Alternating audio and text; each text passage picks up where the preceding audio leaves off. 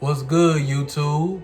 It's your boy Smooth Blaze, and I would like to welcome you guys to part 2 of week 8 of A Moment of Clarity. Now, before we get into the meat of this, please make sure you like, comment, and subscribe to my page. And if you believe that some of this information is very valuable, please share this with someone else so that they can get the same results. So, on last week, we talked about the importance of a budget. We talked about the importance of a budget, why it's needed, and why it will revolutionize your life moving forward and keep structure within that. But for week 8, what we're going to hit on is the idea of how to control your money. Just like from the movie Barbershop, Detective Williams, remember who found this?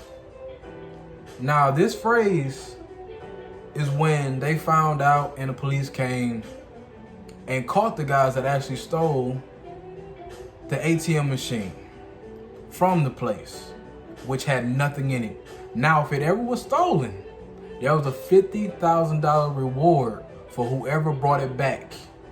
A $50,000 reward whoever bought it back. As we recall, Calvin was in debt, major debt, and was on the verge of losing his shop. He already sold it to Lester Wallace under the table. However, he made sure that at the end of the day, his debt was clear with him because he was going to jail anyway. So he asked, are we good? Yeah, we good. Cool. But to actually get the money for him to actually pay off the debt that he owed was a blessing in disguise. So, as we reiterate again, how can we control our money? Now, before we go into this, just remember, we have to define exactly what control means. And I have 3 definitions for you. All right, bear with me. To control or restrain or directly influence over. Definition number 2, to control or have power over. Definition number 3, to incorporate suitable control. Within these things, what I've learned from these definitions is that in order for you to rule over your money, your finances, you have to have the mindset to actually control it properly.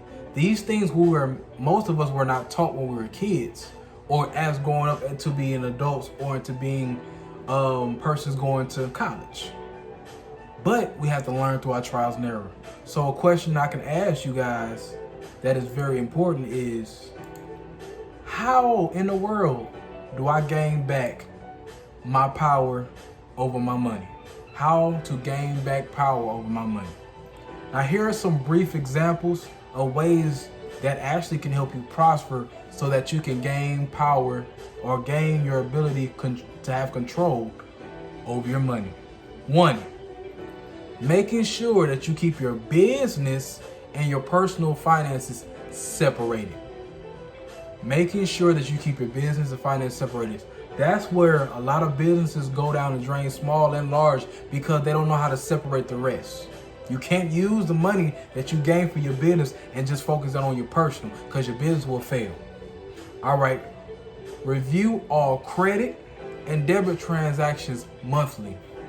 We all know and get notifications from whatever bank or credit union that we have once we spend money, especially when we spend credit or spend credit to buy certain things.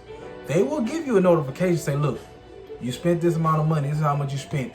And based on the amount of money that you spend will determine how big or how small your payments will be regarding paying for your bill on a monthly basis. So being able to control your spending. Next will be avoid unnecessary spending. The key with avoiding unnecessary spending is actually thinking to yourself, what are my wants? What are my needs? I have to decide exactly what they are. This way I can avoid having unnecessary spending habits. All right. Getting rid of any extra expenses that does not provide value. Let's just be real. How many people we know that got cable, they got Hulu, Disney Plus, Netflix, all these different types of entertainment that we use. And let's be real, we don't use it all the time. We use it every now and then.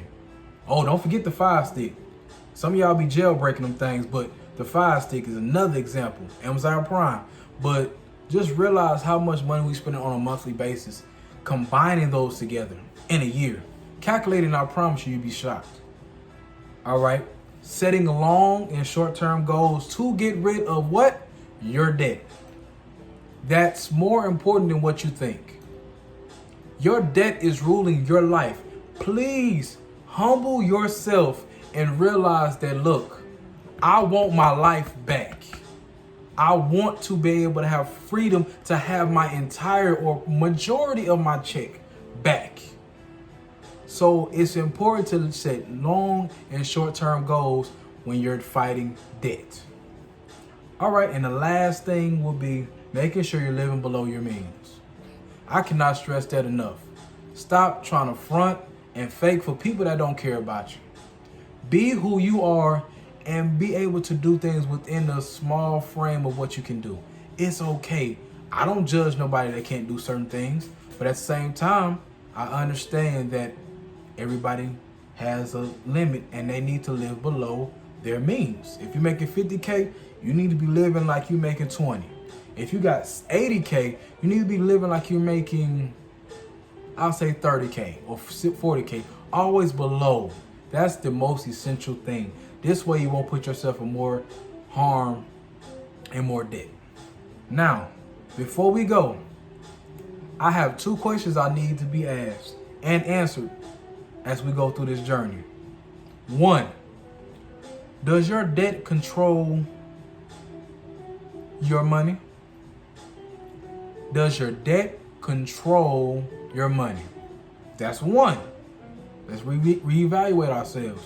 And 2, do you really have complete control and authority over the money that you earn on a weekly, monthly, annually basis? Do we really have control over it?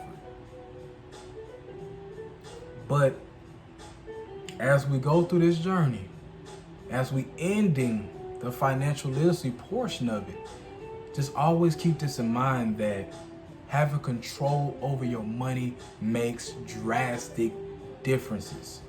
It's not hard. It's not doing fractions or decimals. Not really. Add, subtract, multiply, divide.